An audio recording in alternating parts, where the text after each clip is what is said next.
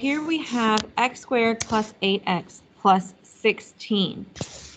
Now, when I see this c term, this should make bells go off in my head, because this 16, you need to remember, is a perfect square.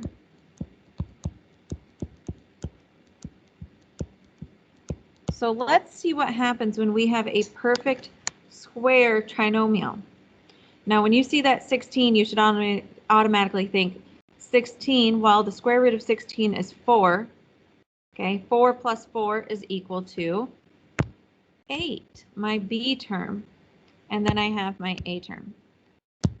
But if you don't remember that 16 is a perfect square, or you have a hard time having that connection, it's okay, we can still use the area model. So we're going to have x squared, and we're going to have a positive 16. Okay, we need to find our factors that are going to multiply together to give us 16 and add together to give us 8. All right, so that's just going to be 4 times 4. If we add those together, we get 8. So in the box, I can fill out 4x and 4x. So now I need to factor. Okay, x squared and 4x, I can factor out an x.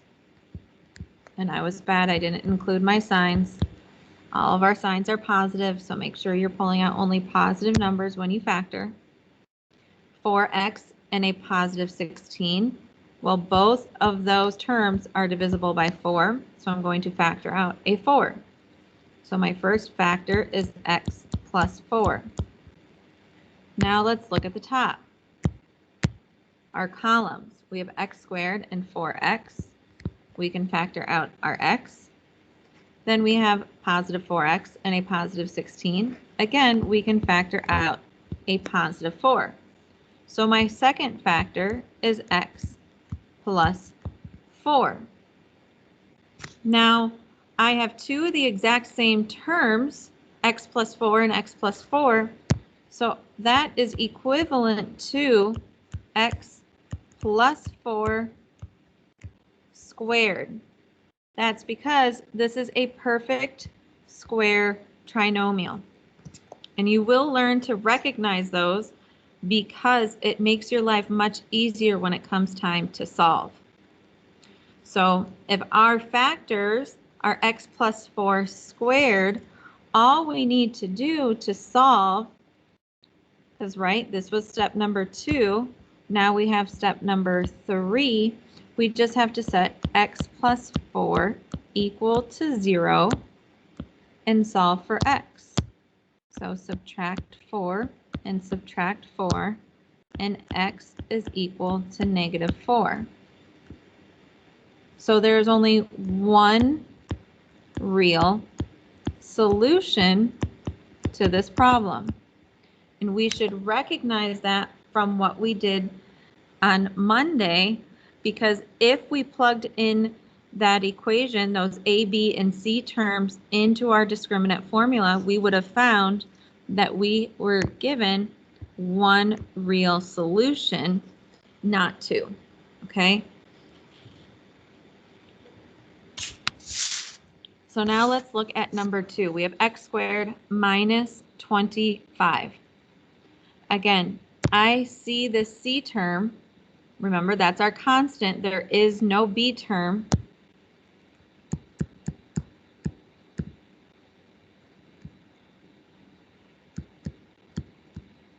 Okay, so we're looking at our c term, and I should recognize that 25 is also a perfect square.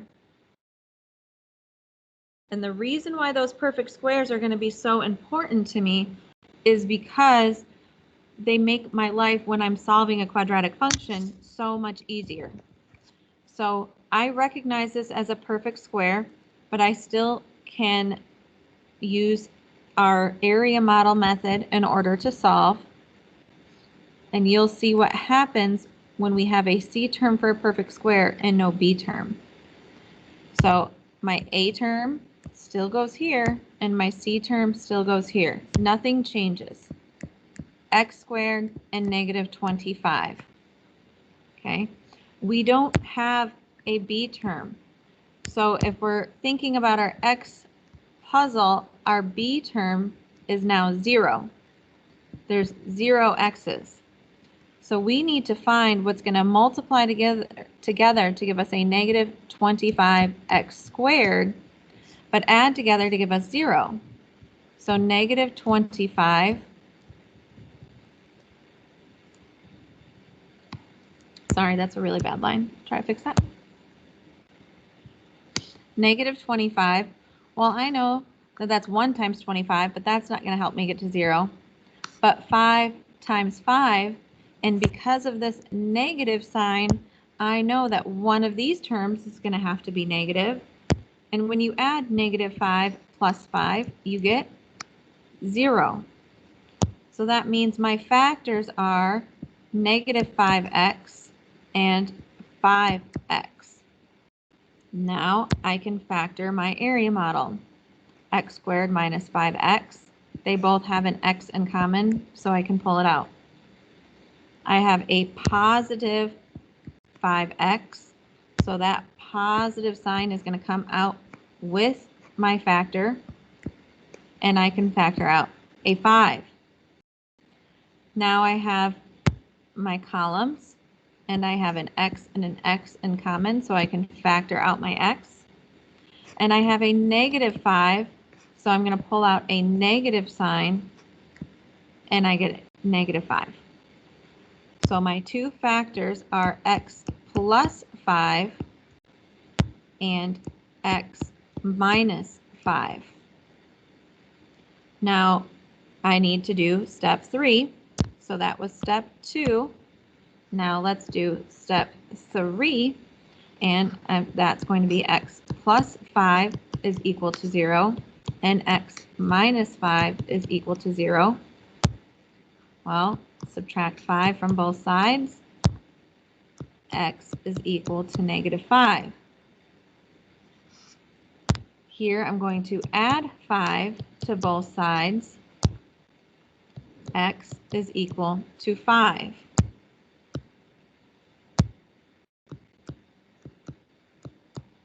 So those are the two solutions to my problem.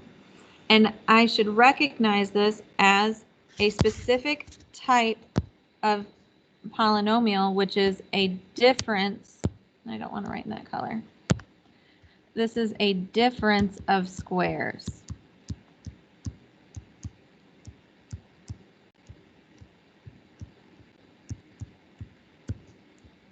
Okay, so if we have a perfect square and a perfect square, and there's separated by a negative sign, that's called a difference of squares. And that's a specific type of polynomial that you want to keep your eye on for, because it makes factoring and solving much easier. All right. I'm going to do one more problem, at least, number 3, and we're going to go through how we solve this. All right, so I have 4x squared minus x. We do not have a c term, right? There's no c term. We only have an a term and a b term that's set equal to 0. So what do?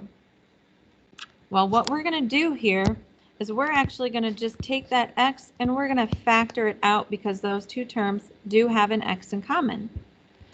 And so I'm going to be left with 4x minus 1. So I have x times 4x minus 1 and set that equal to 0. Okay, this was my step 2, because I pulled out or factored out this x and I was left with 4x minus 1. Now I can move directly to step 3 and set those two terms equal to 0. So x is equal to 0, and 4x minus 1, set that equal to 0 and solve. Well, this is already solved for you. There's nothing to do with that solution. And the other one, well, let's add 1 to both sides. So 4x equals a positive 1. Then we need to divide by 4 and divide by 4. And x is equal to 1/4 is my second solution. Okay. So I have solution 1, x equals 0, and solution 2, x equals 1/4. Okay, that was an easy one because we didn't have to use the area model for that particular problem because we didn't have a C term. All right, now we're going to do number 4, and you can do 5 and 6 on your own. Number 4, we have 5x squared minus 15x plus 2x minus 6 equals 0. So our equation is already equal to 0, but there's one small problem here. We have 2 b terms, or we need to combine those b terms, and then we can work on factoring. Okay, so 5x squared will stay the same. Negative 15x plus 2x is going to become a negative 13x. And then we're going to have negative 6, and that's equal to 0. Okay, so that was our step 1. We just had to combine these two terms to get a negative 13x. Now step 2 is going to be to factor. So I'm going to take this a, my b, and my c term and fill out my area model.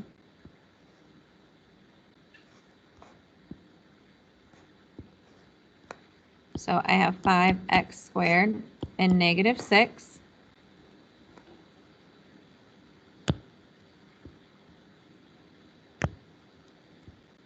And then I need to find the factors that will add together. So my a times my c is going to be a negative 30x squared, and I need it to add together to give me a negative 13. So negative 30. 1 times 30 is not going to help. 2 times 15, but because of this negative sign, one of my terms has to be negative, while my b term is negative as well. So I'm going to guess that my larger term, so the 15, is going to have to add together, and that's going to be my negative number. So 2 plus a negative 15 is going to equal negative 13, which is exactly what I'm looking for.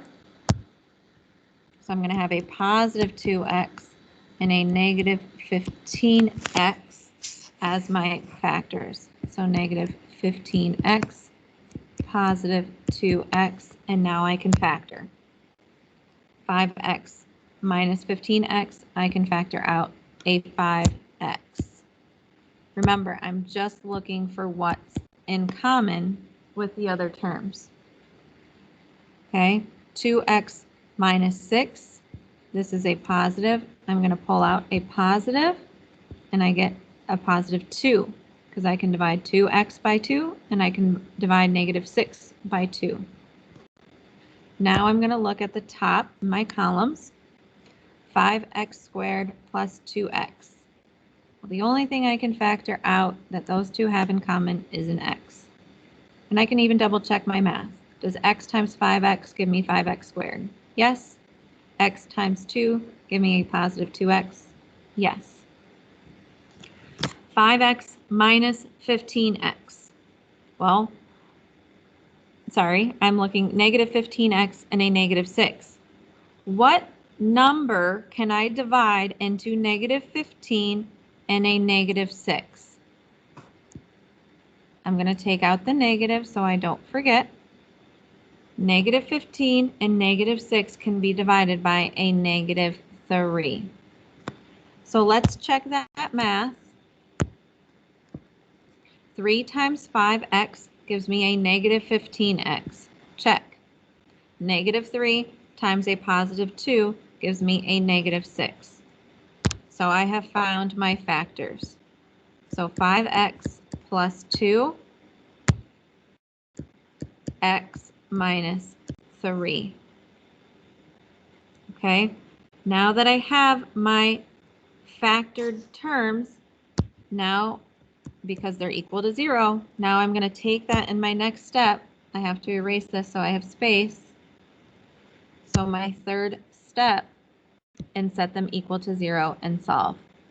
So I'm going to take that 5x plus 2, set it equal to 0, and then solve for x. So subtract 2 and subtract 2. I get 5x is equal to 2. Then I need to divide by 5 and divide by 5. X is equal to 2/5. Okay, now I'm going to do that with my other equation, x minus 3. Set that equal to 0. I'm going to add 3 and add 3. X is equal to 3.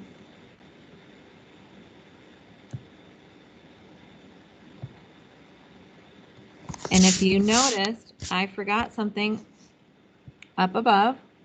When I subtracted the 2, this should be a -2/5. So this is x equals a -2/5. And a lot of times what you're going to find, just a helpful hint, a lot of times with a quadratic function or equation is you're going to have one positive solution and one negative solution. You can have two negatives and you can have two positives, but a lot of times you'll end up with one of each. Just remember, if you're talking about a measurement or a time, you cannot have a negative number. Okay, so number 5 and number 6, I want you to try on your own. They are in the forms assignment. If you get stuck or need help, just ask me during class and I'll be more than happy to help you, okay? So you're going to do number 5 and 6 on your own. You're going to answer them in the forms and then turn in your forms with a picture of your notes.